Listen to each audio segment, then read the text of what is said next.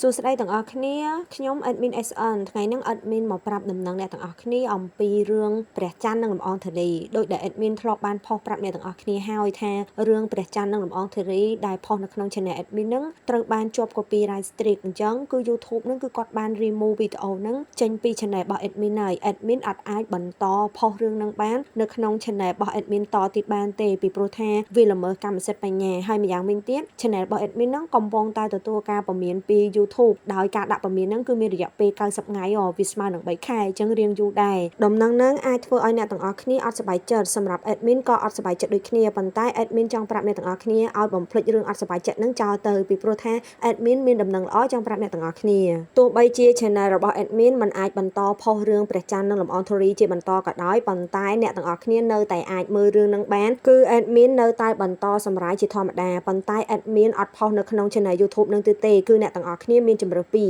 ទី1គឺអ្នកទាំងអស់គ្នាអាចចូលទៅក្នុងក្រុម Telegram របស់ admin ក៏បាន admin នឹងផុសនៅក្នុង Telegram ហើយជំរើសទី2គឺអ្នកទាំងអស់គ្នាទៅមើលក្នុង YouTube ដែលមានឈ្មោះថា King of Drama នៅក្នុង Telegram គឺ admin នឹងដាក់វីដេអូសម្រាយរឿងព្រះច័ន្ទនិងលំអងធូលីដែល admin សម្រាយនឹងអត់មានលក្ខណៈថា scope ឬក៏ select អីទេដោយសារតែក្នុង Telegram មានបញ្ហាទេប៉ុន្តែសម្រាប់ការផុសវីដេអូនៅក្នុង YouTube King of Drama នឹងគឺ admin លាយ scope នឹងដាក់ select ព្រោះអីបើសិនជា admin អត់ដាក់អញ្ចឹងទេច្បាស់ជាមានបញ្ហាទៅលើ channel King of Drama មួយទៀតដូច channel របស់ admin ឥឡូវនឹងដែរអញ្ចឹង admin អាចដាក់ដូចដែល admin ធ្លាប់សម្រាយកាលពីមុនទៀតទេបើសិនជាអ្នកទាំងអស់គ្នាចង់មើលដូច admin សម្រាយកាលពីមុនគឺចូលទៅក្នុងក្រុម Telegram ហើយចំពោះ link ដើម្បីចូល channel Telegram ក៏ដូចជា YouTube King of Drama គឺ admin នឹងដាក់នៅក្នុង comment អញ្ចឹងអ្នកទាំងអស់គ្នាអាចចុច link នៅក្នុង comment បាន admin សូមបញ្ជាក់បន្តិច YouTube King of Drama មិនមែនមាន admin តែ admin មួយទេគឺមាន admin ដល់ទៅ4នាក់គឺ admin 1 admin បងស៊ីអ៊ុន1 admin ពូហា1ហើយនិង admin អូអាមីដែលជាប្អូនរបស់ admin មួយទៀតអញ្ចឹងសរុបទាំងអស់4ហើយ admin ពូហានិង admin បងស៊ីអ៊ុន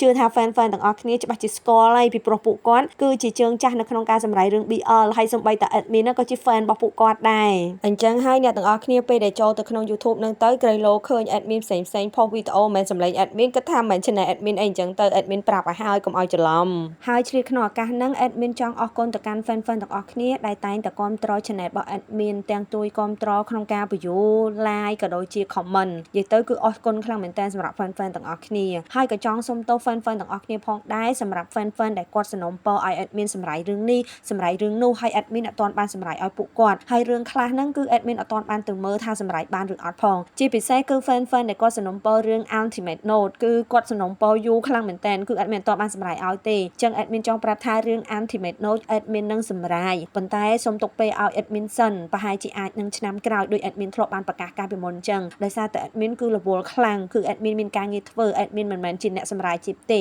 គឺ admin ឆ្លៀតពេលដើម្បីសម្រាយហើយឥឡូវហ្នឹង YouTube កំពុងតែមានបញ្ហាអញ្ចឹងទេអញ្ចឹងវាធ្វើឲ្យពេលវេលានៃការសម្រាយរបស់ admin ហ្នឹងកាន់តែពិបាកទៅអញ្ចឹងសូមឲ្យ fan ទាំងអស់គ្នាហ្នឹងជួយយកអធិស្ឋានដល់ admin ផងជាចុងក្រោយ admin ចង់អរគុណដល់ fan ម្ដងទៀតនិងសូមជូនពរ fan ទាំងអស់គ្នាឲ្យមានសុខភាពល្អមានសុភមង្គលមានលុយចាយច្រើនជាពិសេសគឺបានជួបស្នេហ៍ពិតទៅតាមអ្វីដែលខ្លួនឯងស្រមៃហើយចំពោះ fan ដែលជាសិស្សសាលាវិញជាពិសេសគឺសិស្សទី12គឺ admin ជូនពរឲ្យពួកគាត់ប្រឡងជាប់បាក់ឌុបទាំងអស់គ្នាហើយទទួលបាននិទ្ទេសល្អដែលខ្លួនឯងនឹងបងប្រាថ្នាហើយសំណួរ Q&A ដែល admin ដាក់ឲ្យអ្នកទាំងអស់គ្នាបានសួរនឹង admin អត់បានធ្វើឆ្លើយទេចាំ admin តនេ admin នឹងឆ្លៀតឆ្លើយរាល់សំណួរដែលអ្នកទាំងអស់គ្នាបាន comment សួរទាំងអស់អូខេបាយបាយជួប admin នៅវីដេអូក្រោយទៀត